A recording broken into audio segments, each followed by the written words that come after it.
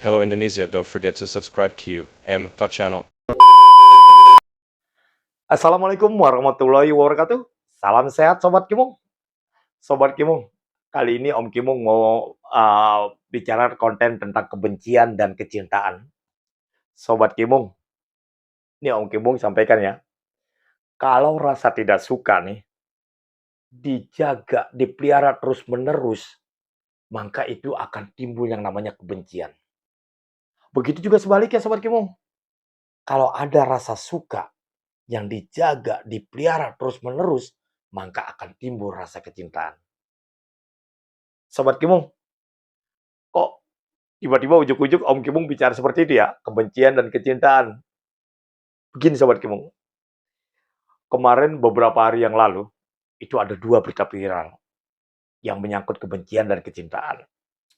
Berita viral pertama adalah ada uh, tweet yang dimana ada foto ibu negara kita dan ibu negara Korea Selatan. Yang ada tulisan di bawahnya, bertuliskan kurang lebih seperti ini. Bi, tolong buatkan air minum untuk tamu. Dan dijawab, iya nyonya. Nah, kalau ini yang Om Kim mau lihat adalah yang men-tweet tersebut orang yang tidak punya etika. Kenapa? Kalau misalnya nih, yang diarahkannya kepada ibu negara Korea Selatan, itu sangat berbahaya. Artinya apa? Dia tidak menghargai bangsa lain. Dia orang yang men-tweet ini tidak bertetangga dengan baik. Oke, Sobat Kung, itu yang pertama ya. Terus yang kedua nih, kita abaikan nih. Kalau dia men-tweetnya mengarah ke Ibu Iriana, ibu kepala negara kita, ini jelas sangat tidak beretika juga. Artinya apa? Ini ibu kepala negara loh. Kok dibegitukan? Kalau begitu melihatnya ini nggak bagus, nggak beretika. Apalagi orang luar, orang asing.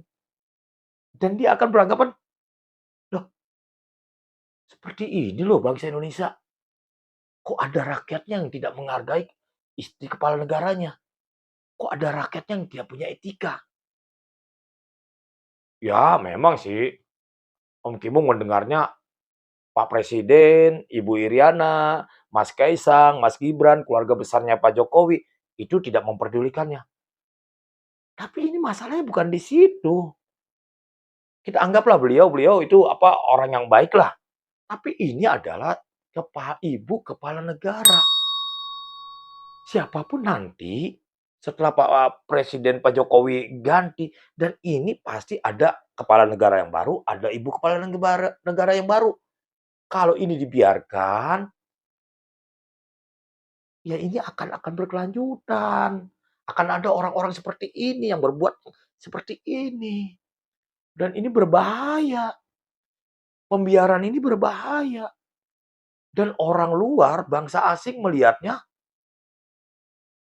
aduh, bangsa Indonesia adalah bangsa yang bermasalah. Bangsa yang tidak punya etika. Oke, Sobat Kimung. Yang itu kita geser dulu nih. Ini karena ada rasa kebencian nih. Karena akhirnya dia tidak punya etika. Sekarang Om Kimung lanjutin nih, yang kedua. Berita viral kedua. Itu belum lama nih terjadi di Bali. Ada iring-iringan pengawalan presiden, tiba-tiba ada seorang wanita berlari nih. Berlari menghampiri mobilnya Pak Presiden, yang dimana Pak Presiden pada saat itu mobilnya terbuka, sedang memberikan melambaikan tangan dan memberikan kaos kepada rakyatnya. Dan si wanita tersebut cepat-cepat menangkap tangan Pak Jokowi bersalaman. Itu terlihat banget antusiasnya ingin menjabat tangan Pak Jokowi. Dan itu tetap dipegang setelah mendapat kaos, baru wanita tersebut bisa uh, keluarlah dari iring-iringan kendaraan Pak Jokowi. Sobat Kimung, tadi kan kebencian berlebihan, nah ini kecintaan yang berlebihan. Karena apa? Setelah ditanya Pak sama wartawan, ditanya nih si wanita tersebut, kok bisa melakukan hal seperti itu? Wanita tersebut menjawab, iya, saya senang dengan Pak Jokowi, saya mencintai Pak Jokowi, dia pemimpin yang bla bla bla bla bla. Dan itu terlihat ekspresi dia begitu senang dan dia tidak memperdulikan apa yang terjadi, resiko yang terjadi. Sobat Kimung, ini dua konteks yang berbeda, kebencian dan kecintaan. Nah, kalau kedua-duanya ini di terlalu berlebihan, akan timbul yang namanya fanatik. Sobat Kimung, kalau di dalam diri kita sudah punya fanatik, ini berbahaya. Apalagi sampai berlebihan. Nih, dari sisi yang kebencian nih Sobat Kimung. Ini kebencian yang berlebihan akan menjadi fanatik. Dan fanatik itu akan membuat pikiran kita seperti kacamata kuda. Hanya melihat satu sisi. Tidak melihat sisi yang lain. Kenapa Om Kimung katakan begitu? Misalnya Om Kimung benci dengan seseorang. Padahal orang itu sudah melakukan yang terbaik. Tapi Om Kimung selalu melihat kesalahannya. Dan itu selalu Om Kimung cari kesalahannya. Padahal orang luar, orang lain melihatnya dia baik. Tapi karena Om Kimung sudah benci, sudah terlalu fanatik dengan kebencian, dan itu dia selalu salah. Begitu juga sebaliknya, kecintaan. Karena Om Kimung begitu cinta dengan orang tersebut, Om Kimung tidak pernah melihat dia salahnya.